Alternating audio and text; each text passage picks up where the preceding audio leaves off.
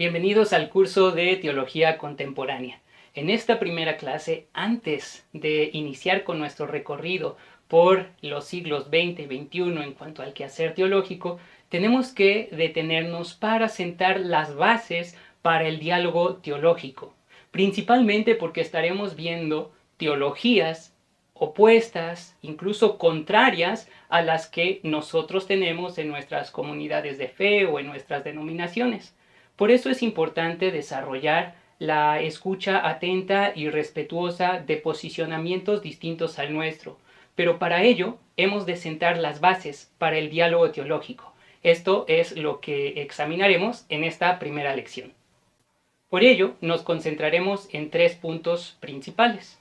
Primero, definiciones teológicas. Segundo, hablaremos de la importancia de la diversidad teológica. Y en tercero, hablaremos de la actitud para el quehacer teológico. En primera instancia, cuando hablamos acerca de la verdad respecto a nuestro posicionamiento teológico, tenemos que evaluarlo, tenemos que matizarlo. Primero, porque la verdad de Dios es absolutamente trascendental. El ser humano, finito y limitado, es incapaz de acceder a la verdad de Dios completamente o de manera plena. Es algo totalmente imposible acceder a la verdad de Dios. La verdad de Dios es trascendente. Por ello, quiero citar a uno de los teólogos griegos ortodoxos actuales, Ioannis Sisiulas, que menciona al respecto: la verdad de Dios es trascendente debido a que no hay nada que se pueda comparar, contrastar u oponer a Dios. Y cito textualmente: Él está más allá de la afirmación y de la negación. El logos, la palabra de Dios, el verbo encarnado incluso, el logos, es hyperaletheian o hiperaletheian, que se puede traducir como mucho más allá de la verdad, porque no existe nada que pueda ser examinado junto a él y en comparación con él, mientras que la verdad de la que tenemos experiencia se opone a la falsedad. Esto significa que para nosotros el concepto de verdad siempre lo evaluamos a partir de la falsedad. Podemos distinguir la verdad también contrastándolo de la falsedad. Y eso es algo que hacemos constantemente. Cuando hablamos, por ejemplo, si un billete es genuino, es auténtico, lo hacemos porque podemos contrastarlo con uno falso, ¿sí? Nuestra manera de entender la verdad siempre es en oposición o contraria a otro concepto que no es la verdad, que es falso o que puede entenderse en este sentido como mentira. Pero la verdad de Dios trasciende por completo esas categorías. Por eso la verdad de Dios es trascendental. Y repito, el ser humano, finito y limitado, no puede tener acceso completo o pleno a la verdad de Dios. Eso por un lado. Por otro lado, la revelación de Dios. Porque ustedes se estarán preguntando, bueno, ¿y cómo podemos conocer a Dios? Precisamente se puede conocer a Dios, se puede conocer la verdad de Dios por medio de su revelación. Ahora, la revelación viene de Dios. No hay nada que el ser humano haga por cuenta propia para acceder a ella. La revelación es una obra de parte de Dios, viene de Dios y da a conocer al ser humano algo acerca de la verdad. No en sí la plenitud de la verdad. Cuando hablamos, por ejemplo, de la encarnación de Logos, el verbo hecho carne, revela al Padre. Es precisamente lo que nos muestra el Evangelio de Juan. Y contemplamos su gloria, gloria como del unigénito del Padre, lleno de gracia y verdad. Juan 1:14. Y luego el versículo 18. A Dios nadie le vio jamás, ¿sí? La imposibilidad del ser humano de tener acceso a esa verdad plena. Nadie le vio jamás. Pero el unigénito Dios, que está en el seno del Padre, Él lo ha revelado. El término griego que se emplea allí es exegeisato. Ha hecho exégesis del Padre, algo curioso, ¿no? La palabra hace exégesis del Padre, lo da a conocer, lo revela, lo explica. Pero no es una revelación total. ¿Por qué? Porque el ser humano es finito y limitado. Lo que entendemos acerca de Dios lo hacemos por su revelación y es una revelación parcial acerca de Dios, aun cuando sea en la persona concreta de Jesucristo. Allí, en la encarnación, en el Dios hecho carne, encontramos el Dios Deus absconditus, como hablaría en esos términos Martín Lutero en la Reforma Protestante. El Dios escondido se oculta allí en la humanidad de Jesús y al mismo tiempo es revelado en Jesús mismo. Entonces, la revelación viene de Dios y da a conocer al ser humano finito y limitado algo acerca de la verdad, lo suficiente para nuestra salvación, pero no la verdad plenamente. Por eso encontramos pasajes en la Escritura donde Pablo en Primera de Corintios capítulo 13, en el marco de la exposición del don del amor, habla de que ahora en el presente vemos como veladamente, como en un espejo, pero cuando venga lo perfecto, conoceremos como fuimos conocidos, entendiendo, viendo a Dios cara a cara, ya en esa comprensión de la verdad de Dios. Pero eso aún no sucede. Nuestro conocimiento de la verdad todavía es parcial. Aun cuando haya sido revelada la verdad en Jesucristo, es una verdad de algo acerca de Dios. En tercer lugar, tenemos el concepto de teología. La teología es realizada por el ser humano finito y limitado. Es una reflexión sobre la revelación de Dios, sobre la verdad que Dios ha revelado. Por eso resulta, pues, risible el suponer que nuestra teología es la verdad, que nuestra teología es revelación de Dios. No, la teología es tarea humana, de seres finitos y limitados, y por lo tanto propensa a el error. La teología que cada uno de nosotros realizamos, la teología de cada vertiente denominacional, es incompleta, es inacabada.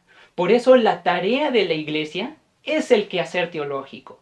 Continuar la reflexión acerca de Dios a partir de la Escritura, en nuestro propio contexto, de manera que podamos comprender cada vez mejor nuestra fe. Y eso implica también de nuestra parte esta noción de aceptar que nuestra teología no es la única, sino que se da en una gran diversidad teológica. Podemos hacer la analogía del quehacer teológico como un gran árbol frondoso con diferentes ramas y considerar su follaje, las hojas, como representación de una teología en particular. De manera que si vemos el cuadro completo, nuestra teología, lo que hemos aprendido en nuestra iglesia, lo que nos han enseñado en nuestra denominación, es tan solo una hojita de ese gran árbol, de esa gran diversidad teológica. Y eso nos lleva entonces al segundo punto, considerar la importancia de la diversidad teológica que a lo largo de la historia se ha venido desarrollando. Por eso podemos aprender de otras posturas teológicas y no encerrarnos en nuestra concepción dogmática que tenemos como grupo eclesial, como denominación. Hay mucha jactancia, mucha arrogancia en las denominaciones, donde se piensa que se posee la verdad. Mi teología es la verdad, es la única. Todas las demás están equivocadas. Eso es un error, es una falacia, porque toda teología es labor humana, de un ser humano finito y limitado, por lo tanto parcial, incompleto, inacabado, siempre en proceso de precisión, de corrección, de mejora, de profundización. Por ello, tenemos que considerar tres aspectos que señala un teólogo del siglo XVI, Rupertus Meldinus. Él tenía un aforismo: en lo esencial, unidad; en lo que no es esencial, libertad; en todo lo demás, caridad, que es amor. De esta manera podemos desarrollar un diálogo abierto, considerar en todas esas vertientes teológicas qué es aquello realmente esencial, cuál es la doctrina o el dogma esencial de nuestra fe, y a partir de allí construir ese diálogo. En eso esencial tenemos unidad. En lo que no es esencial, libertad. Por ejemplo, doctrinas quizá importantes pero secundarias. Una de ellas podría ser, por ejemplo, los dones, su vigencia. ¿Están presentes actualmente en todas las iglesias o ya han terminado? Estas nociones de continuismo o cesacionismo. ¿Son importantes? Por supuesto, pero no son esenciales. No determinan si una persona, al creerlas o no, es creyente o no. Por eso tenemos que considerar, determinar, evaluar muy bien este tipo de enunciados doctrinales. Lo que no es esencial, allí ejercemos libertad. Y en todo lo demás, caridad, amor. Prácticas eclesiales, se debe de adorar, por ejemplo, con himnario solamente y piano, o se pueden utilizar instrumentos musicales. ¿Cómo debe de ser el orden del culto? La vestimenta de las personas. Todos esos factores es todo lo demás, ¿sí? No son esenciales. Por lo tanto, allí tenemos que practicar la caridad, el amor. En ese sentido, eso es lo que voy explorando en mi libro Cómo leer y profundizar en el credo que confesamos, donde examino las doctrinas esenciales del cristianismo que todos compartimos a lo largo de la historia, independientemente de nuestra confesión de fe, independientemente de nuestra denominación o de nuestro estatuto doctrinal eclesial. Ahora bien, esta comprensión de la diversidad teológica nos debe de llevar también a precisar cuál debe de ser la actitud del quehacer teológico. Si mi teología no es la verdad plena, absoluta, llana, si mi teología no es revelación de Dios, sino es tarea totalmente humana de seres finitos y limitados, tenemos que realizarla con total humildad. La humildad es un requisito para el quehacer teológico, porque si nos damos a la arrogancia, al orgullo, a la jactancia de creer que nuestra teología es la única verdadera, absoluta, plena, completa, ya no hay más que estudiar. ¿Para qué leer el texto bíblico incluso si poseemos la verdad tal cual en nuestra teología? Por eso, esa postura arrogante es totalmente contraria a la actitud de humildad que debe de practicar el teólogo. En segundo lugar, la actitud para el quehacer teológico correcto requiere un maravillarse continuo, porque estamos ante la presencia de ese Dios trascendente que nos sale al encuentro, que nos habla y que nos da la oportunidad de entender aquello que Él ha revelado, de estudiar su palabra, de profundizar en ella a través de las herramientas que tenemos a nuestra disposición. del análisis de palabras, el estudio gramatical, sintáctico de los idiomas bíblicos, hacer uso del aporte de los comentaristas, los teólogos a lo largo de toda la historia. Todo ello nos lleva a ese maravillarnos continuo, de encontrarnos de frente a la palabra de Dios, de ser llamados por la palabra de Dios, de ser transformados por esa palabra. ¿No es eso sorprendente? ¿No es maravilloso saber que Dios nos ha llamado y que nos permite tratar de comprender cada vez mejor la profundidad de esta fe que nos ha sido dada? Es un maravillarse continuo, la actitud que debe de tener el teólogo. Y en tercer lugar, nos lleva a un gozo por el agradecimiento que nosotros tenemos ante este Dios que se nos revela. Gozo y agradecimiento son fundamentales.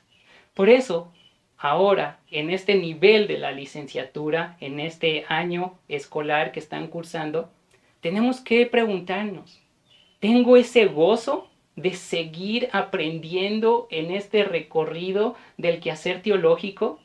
Profundizar, hacer mis tareas, leer el texto bíblico, examinarlo, hacer el exégesis. ¿Encuentro ese gozo o se ha convertido en algo rutinario? De igual manera, si ya estamos en el ministerio y predicando, enseñando semana a semana, tenemos que considerar, ¿realmente me gozo en el estudio de la palabra? ¿En el estudio de las profundidades de Dios? ¿O esto se ha convertido en un mero hábito? Si ha sido esto, necesitamos recuperar ese maravillarse continuo, ese gozo, esa alegría por el agradecimiento que tenemos ante el Señor de llamarnos a realizar este quehacer teológico. Humildad, maravillarse y gozo agradecido. Esto es fundamental para el quehacer teológico.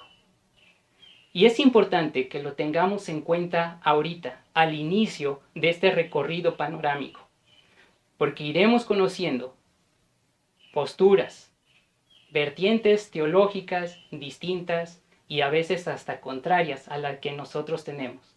Y aún así podemos aprender muchísimo de aquellos teólogos y teólogas que nos han precedido. Esto lo seguiremos viendo más adelante. Gracia y paz.